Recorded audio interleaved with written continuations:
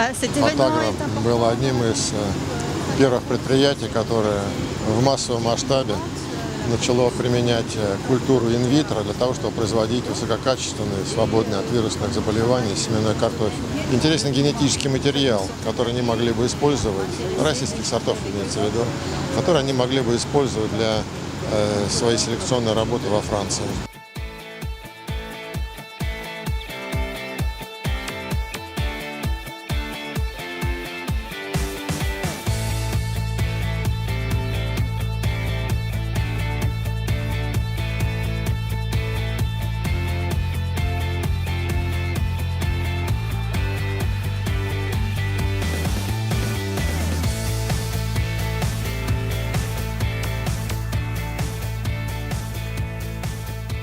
Традиционно мы принимаем участие в этом мероприятии, так как достаточно плотно работаем с «Фотагра».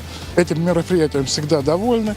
По отзывам наших клиентов, картофельников Астраханской области, Ростовской области, Краснодарского края, очень нужное мероприятие, очень хорошие отзывы о самому семенном материале, который, допустим, в больших количествах и Астраханская область закупала. Знаю, получен хороший положительный результат с хорошей урожайностью.